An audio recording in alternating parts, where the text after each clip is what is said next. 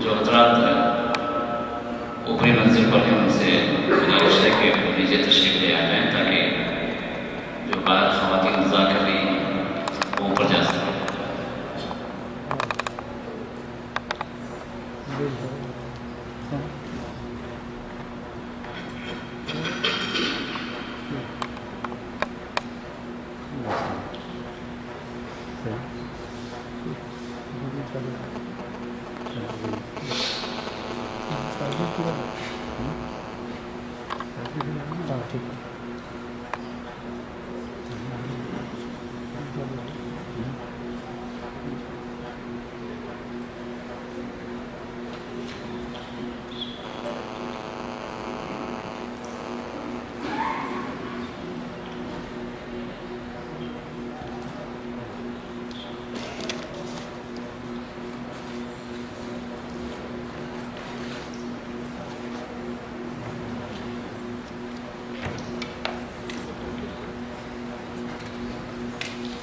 الحمد لله رب العالمين والصلاة والسلام على سيد المرسلين نبينا وإمامنا وقدوتنا محمد وعلى آله وصحبه أجمعين وبعد. يقول الله عز وجل في كتابه: أعوذ بالله من الشيطان الرجيم يقلب الله الليل والنهار إن في ذلك لعبرة لأولي الأبصار. سورہ نور آیت نمبر 44 میں اللہ رب العزت نے ارشاد فرمایا: يقلب الله الليل والنهار، رات اور دن کو اللہ پھیرتے ہیں، دن کے بعد رات، رات کے بعد دن اللہ لے آتے ہیں، اور زمانہ اسی طرح بدلتا رہتا ہے، موسم ایک کے بعد دیگر اسی طرح اللہ لے آتے ہیں۔ ان فی ذلک لعبرۃ لأولی الابصار، اور اس میں عبرت، درس، سبق ہے، کس کے لیے؟ بصیرت والوں کے لیے، عقل مندوں کے لیے، اللہ کی نشانیوں میں جو غور و خوض کرتے ہیں ان لوگوں کے لیے اللہ نے عبرتیں رکھی۔ برادران اسلام، بزرگوں اور عزیزوں، معزز حاضرین، محترم خواتین، عنوان آپ کے سامنے اعلان کیا گیا تھا، سردیوں کے احکام یا موسم سرما کے احکام۔ سننے کے لیے یہ عنوان تھوڑا سا عجیب ہے، ایک موسم کے بعد دوسرا موسم آ رہا ہے، موسم گرما کے بعد موسم سرما، اس میں احکام کیا ہے؟ دراصل یہ ہمارا وہ دین ہے جو اللہ رب العزت کی طرف سے انسانوں کی ہدایت کے لیے آخری دین بنا کر بھیجا گیا۔ تو اس دین کے اندر ہر اعتبار سے انسان اپنی زندگی کیسے گزارے، ہر چھوٹی بڑی چیز سکھلائی، ہر موسم کی باتیں بتلائی، چاہے دن ہو چاہے رات، چاہے آپ کی خانگی زندگی ہو یا اجتماعی زندگی، چاہے آپ کی انڈیویجول لائف ہو یا سوشل لائف، آپ جس طرح کی بھی زندگی گزارے، اس دین کے اندر آپ کو رہنمائی ملے گی۔ ابھی ہم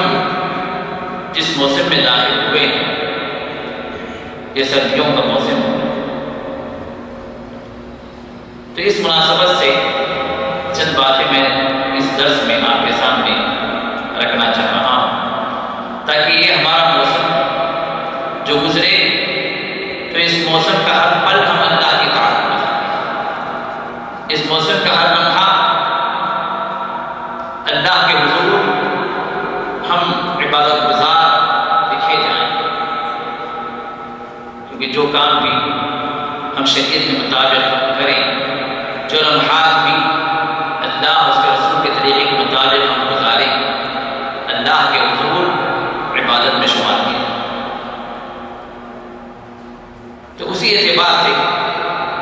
چند باتیں ہیں جو اس موسم سے متعلق ہیں، جو ہماری روٹین لائف کے اندر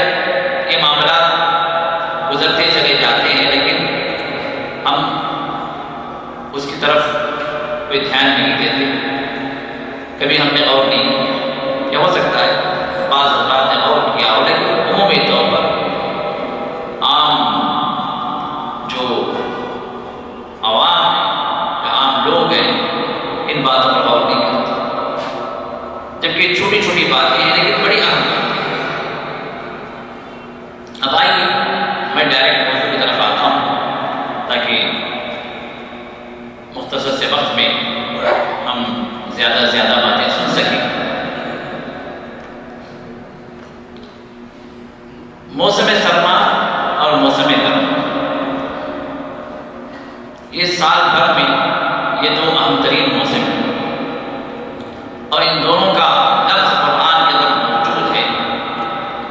سورہ قریش کے اندر ایلافی قریش ایلافی رحلۃ الشتاء والصیف، قریش کو مانوس کرنے کے لیے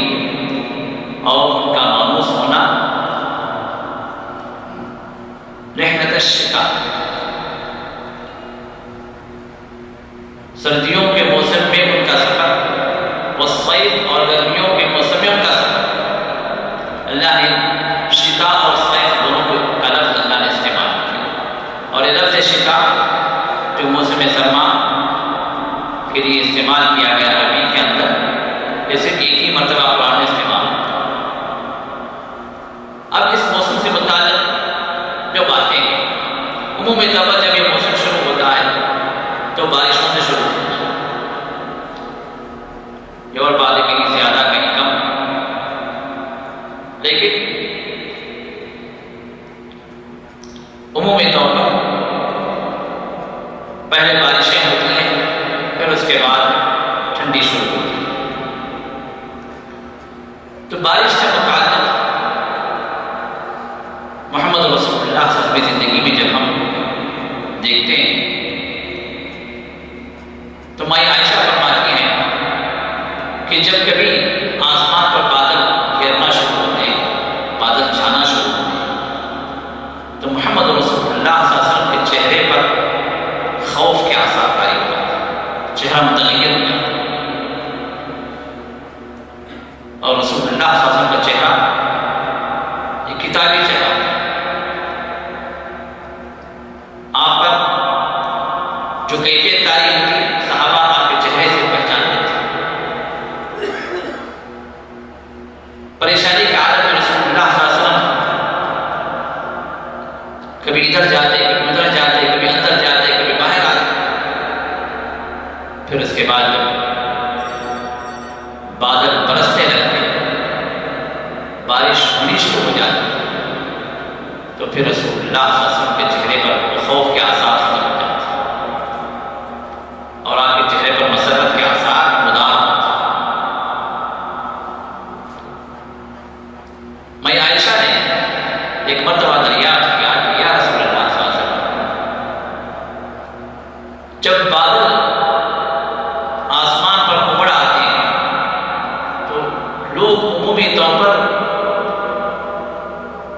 خوشیاں مناتے، کبھی بارش ہو اتنی گرمی کے بعد پانی برسنے والا، لوگ تو خوش ہوتے ہیں،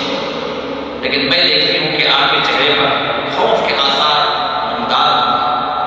آخر وجہ کیا؟ وہ کیا اسباب؟ تو رسول اللہ صلی اللہ علیہ وسلم نے ارشاد فرمایا یا عائشہ ما يؤمنني ان يكون فيه عذاب،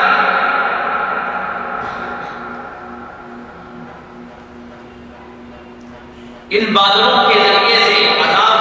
نہ ہو، عذاب نہ آئے، کون مجھے اس بات کی گارنٹی دے سکتا ہے؟ کیونکہ یہی بادل جب چھائے تو کسی قوم پر اللہ نے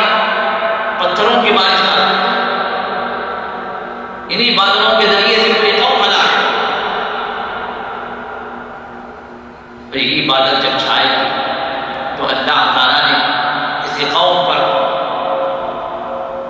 ہوا مسلط کرتی ہے.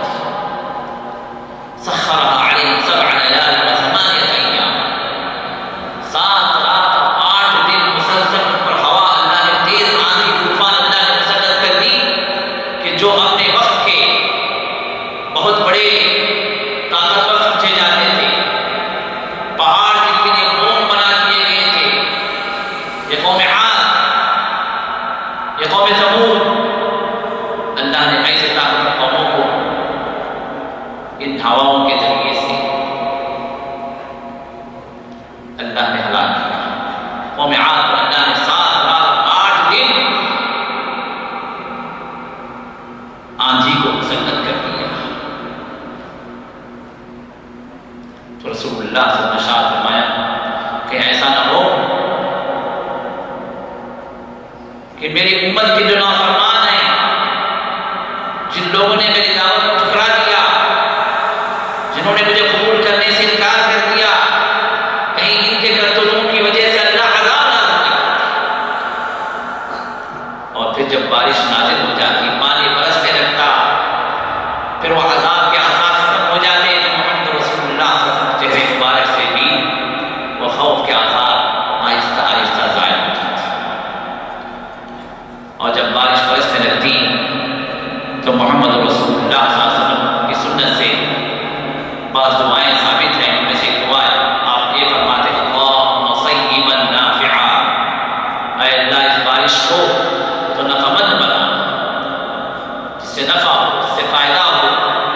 جس سے جانور بھی فائدہ اٹھائے، انسان بھی فائدہ اٹھائے، پوری مخلوق کو فائدہ ہو اس بارش سے، بابرکت ہو جائے. کیونکہ بعض روایات میں بات بھی آتی ہے کہ محمد رسول اللہ صلی اللہ علیہ وسلم نے ارشاد فرمایا کہ قحط یہ نہیں ہے کہ بارش نہ برسے،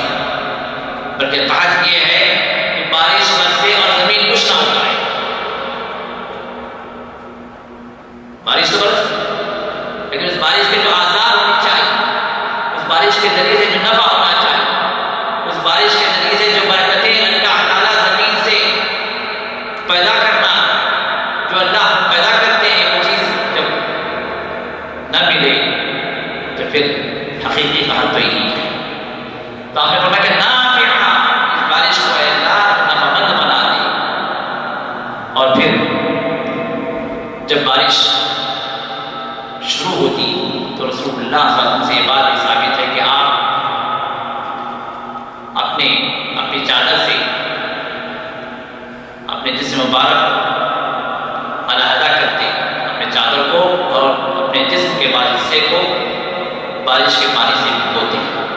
اور فرماتے کہ ھذا حدیث عہد بربی، یہ ابھی میرے رب سے ابھی نازل ہو رہی ہے، ابھی میرے رب سے حاضر ہے، میرے رب کا حکم ابھی ہوا تو یہ ابھی نازل ہو رہی ہے. تو اللہ کی رحمتوں پر بعض روایات میں بھی فرمایا کہ ھذا رحمہ، یہ ھذہ رحمہ، کہ یہ اللہ کی رحمت ہے.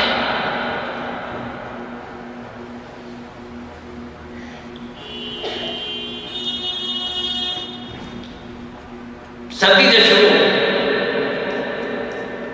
ٹھنڈی جب بڑھ جائے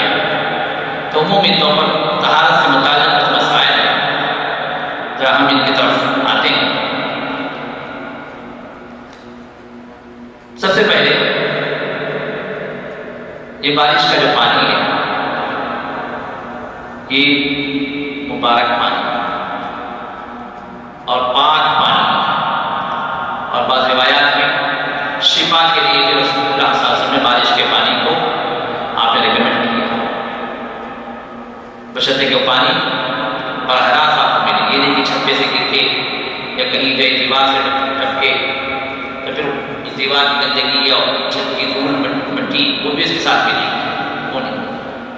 براہ راست آسمان سے جو پانی برسے وہ پانی آپ کو ملے، تو وہ پانی اپنی جگہ رحمتوں والا پانی، اور وہ پانی پاک بھی ہے حکم کے لحاظ سے، اور اس سے آپ پاکی بھی حاصل کر سکتے ہیں. پانی دو طرح کا، ایک اپنی جگہ پاک اور دوسری چیز کو پاک کرنے والا، جس سے آپ وضو بھی کر سکتے ہیں، غسل بھی کر سکتے ہیں، پاکی حاصل کر سکتے ہیں.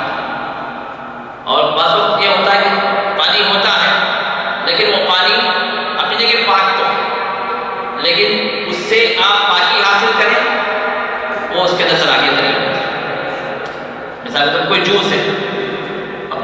پانی پاک ہے، آپ پیتے ہیں حلال ہے آپ کے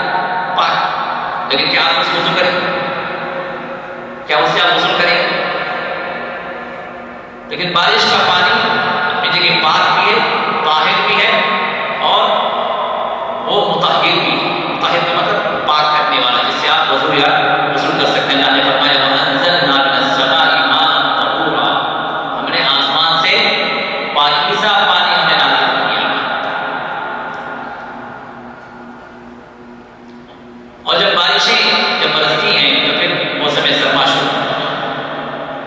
ٹھنڈیاں شروع ہوتی ہیں، سردیاں شروع ہوتی ہیں۔ اب ایسے موسم میں